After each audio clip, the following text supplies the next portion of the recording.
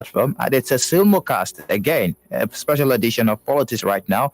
Uh, it is live on BCA 88.1 FM. Okay, on Balls 89.7 FM in Aba, Vision Africa 104.1 in Numwa here, and also Flow 94.9 FM. Like I said, the governor Progressive Grand Alliance APGA in Abia State, Dr. Alex. But right now, we do have another guest in the studio. Well, first off, my name is Michael Oni, and I'm being joined by my friend and also my colleague Samson Isaac. Good afternoon to you, Samson. Good afternoon to you, Michael. Like you said, we had Dr. Alex Oti earlier in the morning, Commissioner for Information in Abia State. Chief John Oku, glad to have you in the studio, sir. Thank you, Samson and Michael. Good afternoon, great and wonderful people of Abia State. May God bless us in. Okay, just in a follow-up to the program we had earlier in the morning, observe you want to respond to some of the Dr. Alex Oti said in the morning. Maybe we should start from the Charter of Equity. He said that that document is moribund and then shouldn't be relevant in asking the question of who governs Abia State at this particular point in time, because Abia, according to him, is in a state of emergency. Would you want to react to that? He lacks understanding. He lacks knowledge. Indeed. If the Charter of Equity is moribund, what Alex is saying directly is that Abia is moribund, that Abia does not exist. The Abia Charter of Equity formed the basis for the creation of Abia State, defined the relationship between the people of Abia State. And while listening to him, I was driving from Aba to Umuahia while he was on air. I noticed that, as usual, he did not coordinate himself well in terms of data. And I keep finding it funny that Alex will always cite something and say, take it to the bank. Which bank? Diamond Bank that has collapsed? For Christ's sake, the Charter of Equity was signed in 1981, August 2nd, and you can see a copy with me. If you are live on YouTube, our people can look at it. Now, the document he disparaged here was actually a person than Dr. Amaya Okpara, the late premier of Eastern Nigeria, endorsed by Ezekone, who is still alive, endorsed by Dr. Anare, Jaja Nwachukwu, and so many other prominent Abians, as you can see from this document. And somebody had the temerity to come here to say it is moribund, inconsequential, and does not mean anything. Why? Because it doesn't understand Abia State. Let me go back a little to history, because he also mentioned that one of the reasons why it's impracticable is because it's super blah, blah, blah, and so on. Dr. Lesot, if you are listening to me anywhere in the world, that document was drawn up on the basis of two senatorial zones, Umuahia and Aba, plus a district that joined from the other side, that is Isquato. Now, having said that, as at the time this document was generated, Dr. Lesoti, I need to tell you that Afikpo was in Umuahia senatorial zone. So you have no basis to say that because Afikpo has exited, that document is no longer relevant today. Having said that, let me also point out this. In any society where people disparage social justice and equity, you won't see progress. In South Africa, we saw bloodletting for many years because people were fighting for equity and social justice. You cannot come and sit down here, even without Charter of Equity, and say to the people of Abia South Senatorial Zone that their son, who has, for all intents and purposes, outperformed the man from Abia North, outperformed the man from Abia Central, should not go for second term. Whereas Alex Oti was part and parcel of the system and process that gave second term to the man from Abia Central and the man from Abia North. I say that with every sense of responsibility, knowing that Alex Oti was a card-carrying member of PDP, with his registration number as number 16 in Aruchuku local government area of Abia State. And I also want to make a point, because I heard when he was discussing his origin and he was talking about ancestrally and so on. Dr. Les, that's not right. Whatever you need with power should not be enough for you to begin to re-engineer who you are. I met Dr. Lesoti in the house of late Chief Abbott sometime around 2012. And he was introduced to me as my brother from Aruchuku. As at that time, Dr. Alex Oti was living in Arochukwu in a house where he built by himself. Forget the ancestral nonsense. My name is John Okikalu. I'm from Umwesa Abreba. My father is from there. My mother is from there. Maternally, my grandfather is from Abreba.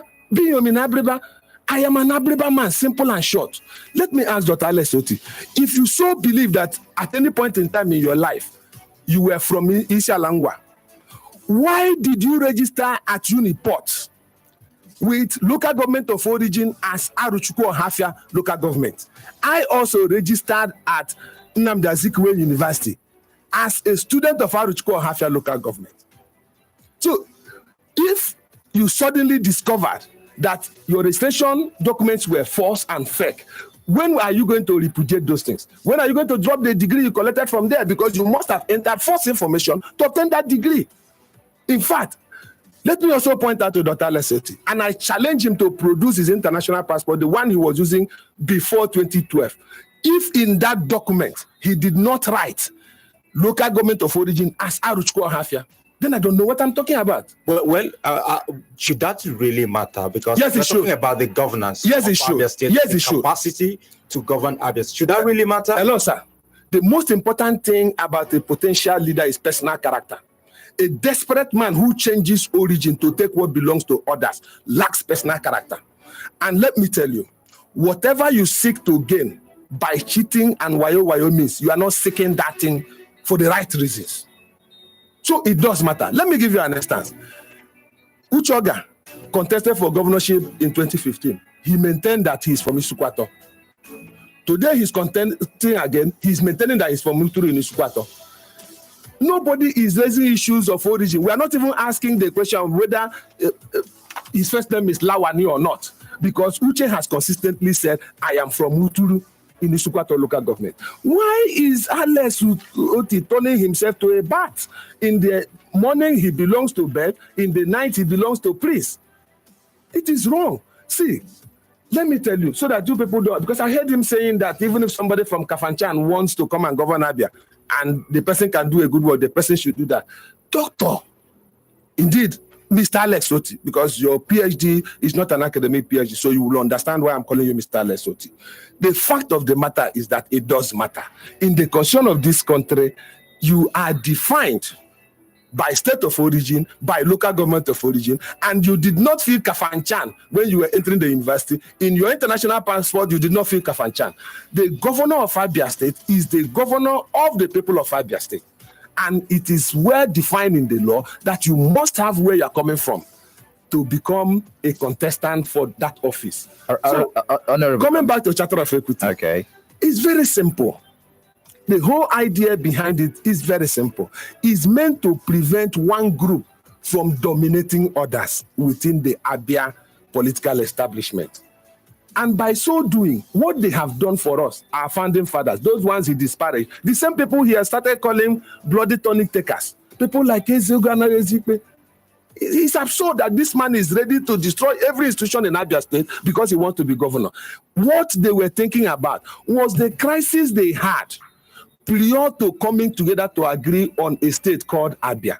The people from the Aba senatorial zone in those days were worried that their brothers from the Umuahia senatorial zone will dominate them because those ones had more experience, possibly as at that time had more people who have been in government. For instance, I'm sure you know that no Abreba man has governed Abia State, but 2 Abreba people have been governors in this world. Ebitukiwe was governor of Lagos State. And then the late Ibama was also governor of Adamawa State. But it is not the same with our brother from Abia South. No Abia South person, no Ungwa man since God created the earth has ever been governor. And it is important that we do not mistreat them because we think we can do it, because we think we can manipulate people with words. Because what Alex engaged in was borderline deception. And I'm going to take it one by one because I also saw the document he presented in lieu of Diamond Bank and I was laughing. Okay, we'll get to that. Okay. Let's look at the issue of infrastructure now. He said that the Enyimba Economic Capital Economic City project, the support from the federal government, it looks like a pipe drip that the state government cannot miss Is it truly a pipe dream? If the state government cannot be trusted, why did he clone the current governor's manifesto and change it to anchors? What he called anchors were the same. Well, that's your opinion. Because I heard him. For instance, the pillars of Ikpeazu administration, they are very clear. One, education, agriculture, trade and commerce, SME development, oil and gas. What did you hear from? He called drivers. Were the same people the governor called enablers. If he's so brilliant, why didn't he invent his own from wherever? But here is it. You are saying that the governor cannot be trusted. One, the president trusted the governor well enough to endorse that document. Two, the governor traveled to Brazil, and today we have Nibra shoe factory opening up in Obuako. Three, this same governor fought to improve ease of doing business in Abia State. Today, that has been recognized globally. This same governor you are talking about in terms of infrastructure was recognized not just by that communication as the best governor in infrastructure development, but also by the president. Of all the governors in the Southeast and South, it was only Dr. Okezi Ikpeazu that the president invited to witness the signing of Executive Order number 8 dealing with infrastructure development by the private sector. It is a show of trust and confidence that an opposition president identified the genius of Abia State governor. If he does not want to believe that, then maybe we should ask, is he the one that should be trusted? A man that Chief Pascal handed over his baby called Diamond Bank, and he left Diamond Bank dead. And he was here playing with West. Let me point out this. I want to tell Dr. Alex something. Okay. Please, permit me to tell him something. Because I understand management. He probably does not know that I also worked at management level in USC and elsewhere. There is a difference between operational profit and book profit. He admitted here that on his first year, Diamond Bank took a loss of 27 billion naira, correct? He said because of the strategy. No problem. He admitted that on his first year, Diamond Bank took a loss of 27 billion. Second year, what he did not tell you was that Diamond Bank revalued their assets. That's book profit. Do you understand that? It is called book profit. And I challenge him to produce that document that he showed here in court and see if he won't go to jail. Because that document is an afterthought. If you say there was approval for you to give money, where is the stamp of Diamond Bank, including that of the GMD, receiving that document? You cannot execute a 1.2 billion naira transaction without the stamp of the receiving official for that letter. It is not done anywhere. He knows he's playing with words. He's buying time. If Alex produces that document in court, he will go straight to jail. And I say that with every sense of responsibility. But Honorable Commissioner, let's look at some of the issues raised because it looks like we're addressing some of the issues raised as it concerns the fact that your principal is seeking re-election in Abia State. The issue of Osisioma flyover bridge came up, and he said that the present state government has performed abysmally low in that aspect. He started by lying about the cost of the project. He said it was 5 to 6 billion, and that is typical. See, somebody cannot claim to be an economist, and every time you quote a figure, it will be contested.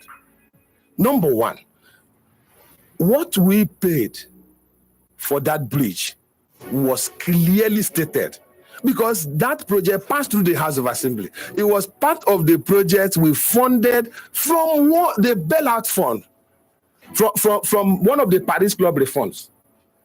Do you understand that? It was stated there. Alex does not live in this state. He doesn't understand how governments run. He has zero public service experience, so he behaves like an activist who invents figures to hoodwink people, bamboozle people, speak as if he knows what he's saying, and will tell you, Google it. Google what? Facts are there. For instance, he was talking about the debt of Abia State. It is an open secret. It is not a secret at all. It is an open one that the Debt Management Office publishes the debt profile of all states. And as of today, that office is saying Abia is green. Green means Abia can borrow more than 28 states of this federation, because we are not heavily borrowed as a state. You don't need to Google anything to know that. But talking about Osisioma flyover, we started that project in the hope that by now, this January, February, we would have completed it. But of course, you also understand that there are other pressing needs. We could have in December invested the money, 2.7 billion we used to pay salaries. We could have invested it in Osioma flyover and it would have been completed. But we consider the interest of ABIAs. We know what Christmas means to our people. We said every resources in this state must move to ensure that no worker goes home hungry. No worker celebrates Christmas hungry. So we made sure that we took money from that project and others and funded salary. Here is one more thing I need to say. We also wired money that could have been used to complete that project to go and provide road for Alex Oti and Maya Ruchuku brothers to travel home. We built Okobo Bridge. Okobo Bridge cost this government money. If we had insisted on completing Osisioma flyover, there won't be Okobo Bridge for Alex to travel to Aruchuku to campaign on. Our Aruchuku people would have still been spending 4-5 hours. So you need to understand that there is pragmatism in leadership and in governance. Okay, but then you started the project and he questioned the priority projects of the present administration. You started the project. Yes, we did. And then you hoped you would complete it by January. I can remember that you granted an interview. Yes. You said by last month it would have been completed. And I have just told you what happened. And then maybe you did not maybe you did not structure your priorities right before starting. No. Could it be let me explain priority? this. An administration that has completed 70 road projects and is working on 96 others has the right to look at projects that are futuristic, that can help solve future problems and even current problems. That is what we did in the case of the flyover. For Christ's sake, Dr. Alex Oti lied here that there were projects we started in the first 100 days, and he specifically mentioned that we flagged off Abowure Road. It is fallacious. Fallacious in the sense that Abowure Road was not among the 7 roads flagged off by Governor Ikpeazu on day one of his administration. In fact, we have never flagged off reconstruction of Abowure Road. What we did was to identify areas requiring solution along Abowure Road, and we went into it. For instance, we discovered that the drainage along Abowure Road was not good. So what we did was to install new drainage pipe all the way to the end. As of today, where he's talking about that has not been completed is the Osioma Junction area. What Dr. Alex Oti does not know is that we cannot complete Osioma until they have dropped down that flyover.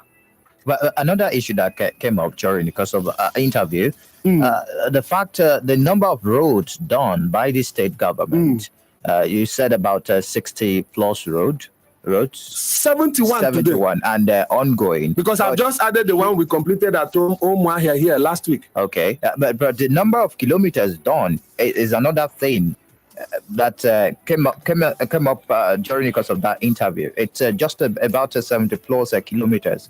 Mike, do you want to believe anything said by Dr. Alex Oti? I'm a journalist. Well, he has the rights to his own opinion. So talk is cheap. That's what you're saying. But let me point out this. To say, you are a journalist. You were at that debate. You asked the questions, and Dr. Alex Oti said, I visited your project sites to verify that you have done 59 projects, correct? He came to your studio today and said, I hired consultants. Is that the kind of man you should believe anything he says? Tell me. You are a journalist. He keeps shifting and changing as it suits him because he believes that Abia people can be hoodwinked, and he is working maximally to hoodwink them on all scores.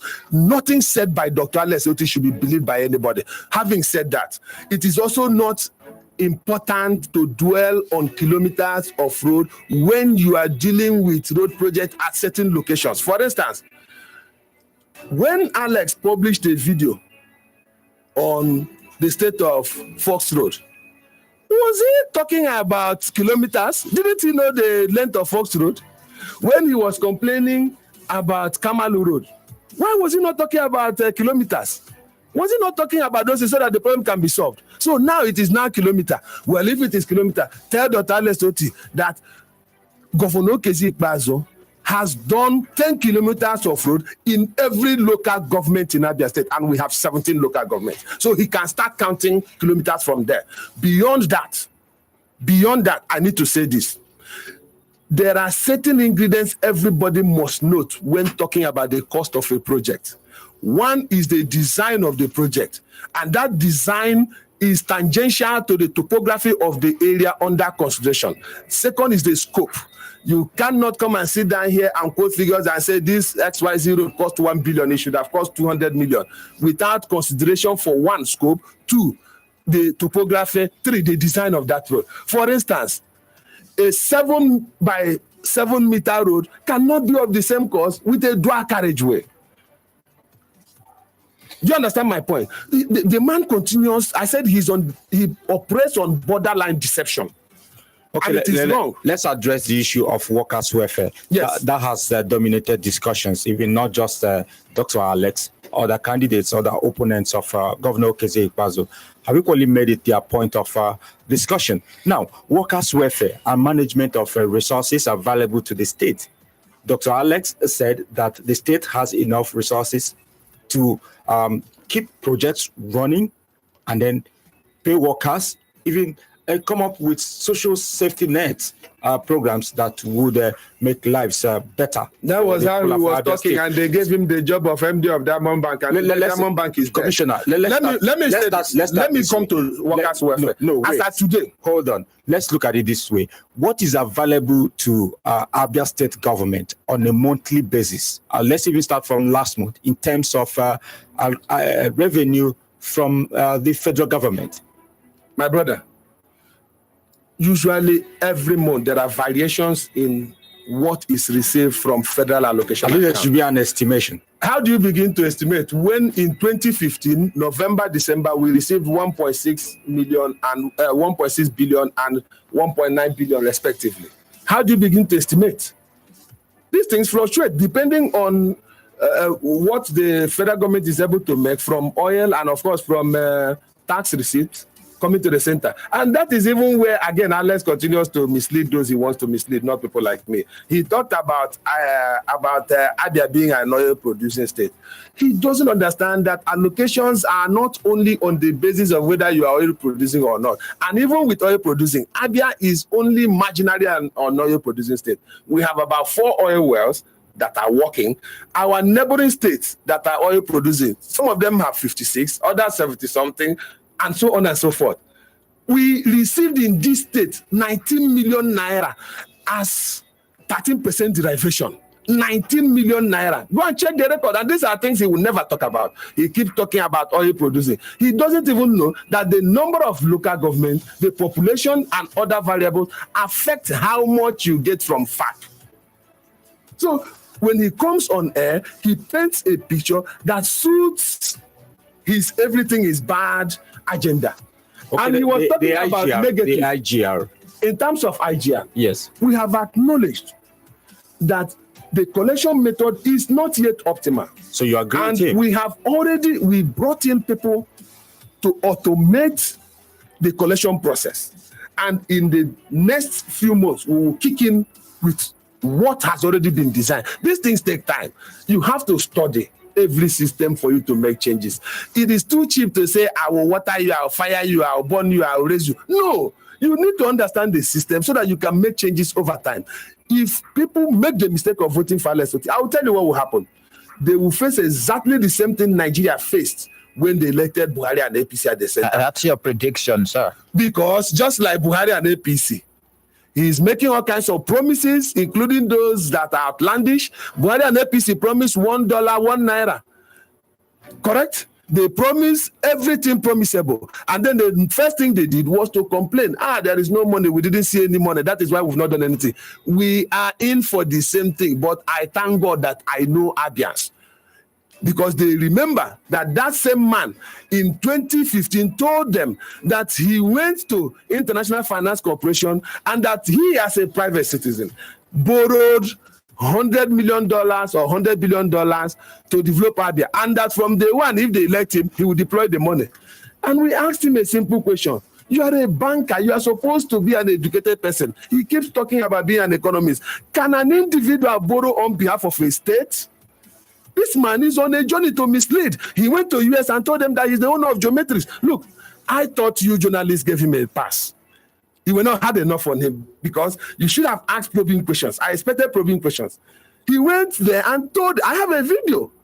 It's just like what he said about Oshomole. Alex lied. I sit here to tell the people of ABIA State that a copy of the video of what Adam Oshomole is right here with me in this laptop, from beginning to end, collected from MCL Television and NTA.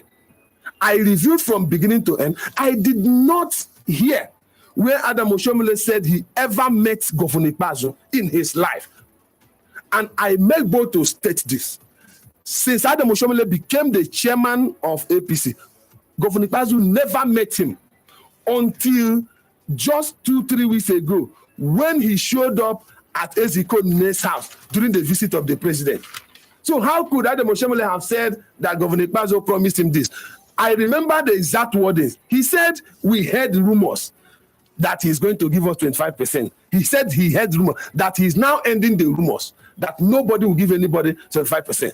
Come on, you guys heard it. But you allow Alex Oti to sit down here and lie. And it was wrong. Now, let me say this. Talking about Paris Club and Bella Fund, because that was another issue he raised around that thing. Yes. Number one, I call on NLC, TUC, and labor unions in ABIA State to stand up for themselves. Governor Kezi Ikpeazu handed that money to a committee that they dominated. If what Alex and others are saying is true, then they should all be jailed. Because they were the ones that allocated those resources to the greatest areas of need. And if they are keeping quiet right now, that they should speak up and say to the whole world, no, it is not true, Ikpeazu did not squander that money, then those people should be jailed. Number two, we pointed out clearly, he said we have not responded on Paris Club because this man does not listen to official news sources. He depends on fake news supplied by those working for him. His propagandists design stories, and that's what he carries along. Number one, I can give him a breakdown. He collected bailout fund of 14.2 million. And contrary to what they want you to believe, the bailout fund is not a freebie. It's not a gift from the federal government. It is a loan by the CBN, and we have been repaying that loan, 80 million naira every month. When we collected that money, the governor set up a committee led by, in fact, dominated by TUC, NLC, and NUT, NUP, National Union of Pensioners, in that committee, and they shared the resources on how it should be applied. The governor signed off and agreed with them. When we received the first Paris Club refund, and I need to point out again that Paris Club refund is not a donation by the federal government. It is not a donation by the Buhari administration. What it is that in the past, while repaying international loans owed by Nigeria, the federal government deducted money from ABIA State account, what should have been due to us from FAC, to repay that loan, and they over-deducted. It is the over-deduction that they are now paying back to us. It is our money, it is not federal government's money. Nobody is doing us a favor. And we retain the right to deploy our money as we like. But having said that, let me also say that after we received the first tranche, the governor went to the House of Assembly and said 50%, representing 5.3 billion, 50% of 10.6 billion received, must be committed to salary payment. And it was approved. And then he said, I want to devote 2.6 billion out of it to bridge. That was the beginning of Osoma Bridge. 2.6 billion naira. Number three, he said, I want to use 1.7 billion to reconstruct some roads in ABIA State. And it was approved. And he now said, before me, there is no street light anywhere in Aba before my coming, and I want to change that narrative. Please devote 200 million naira to street lighting project. Even in Umuahia here and Aba, you are seeing the effect. We have not reached El Dorado, but you can see that we put lights in place. Now, that is the first tranche. The second tranche received was 5.7 billion. Governor Ikpeazu, who was determined to clear issues of inherited salary and standing, said to the worker, I have received 5.7 billion. Please take all of them. Share it amongst yourself. I call on Uchenna Obigwe, the NLC chairman in ABIA State, to confirm what I have said. And they took the money. The government did not take even 1 naira from that money. Instead, the government added 600 million naira. The third tranche received was also 5.7 billion naira. And the governor said, this time, please, take 3.2 for salary. Allow me to use the remainder for other projects. People must be mindful of the fact that while we have 38,000 workers in Abia State, there are over 4.5 million Abians who also require dividends of democracy.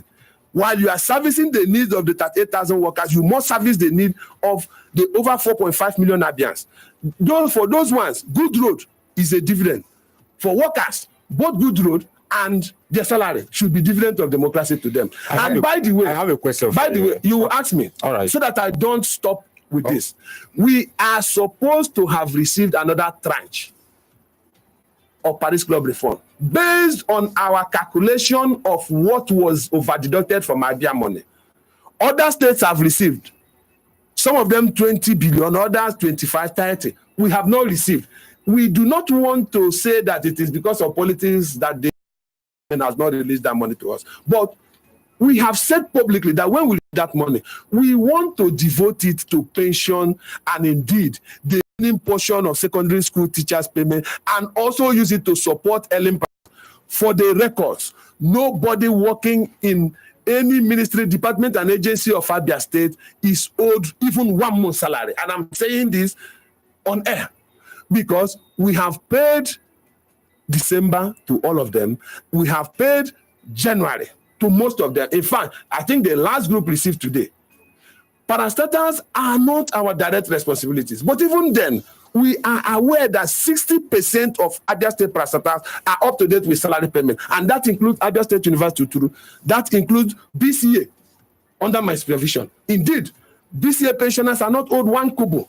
I challenge any pensioner from BCA to stand up and say that I have lied on BCA, to stand up, I have lied on air. The same thing applies to Ambassador newspaper. It's also a parastatal. They are up to date with salary. Aspins, managed by my good friend, ACB Abazore, is up to date with salary payment. The same thing applies to AFSEDA. More than 60% of Abia parastatals are up to date with salary. So when people want to make, excuse me, when people want to make the remaining 40%, it is absurd politics. Knowing that, number one, even while he was sitting down here, he did not speak in terms of any solution that he could have engineered better than what we are doing. And I'm assuring the workers in those parastatals that Abia State government led by Dr. Kezekbazo is determined to ensure that they are paid all outstandings and that will put in place a smooth process that will ensure that they are not owed in the future. Let's go for a break now. When we return, we get to talk much more about some other issues. It is still now right here on Flow 94.9 FM, a simulcast on BCA 88.1 FM, Balls 89.7 FM, ABA, Vision Africa Radio 104.1 FM, Umuahia. Okay, we will be right back. And when we return, we do have the Honorable Commissioner, Abia State Honorable Commissioner for Information, Chief John Okiyekale, responding to some issues as it concerns the re-election bid of the PDP governorship candidate, the incumbent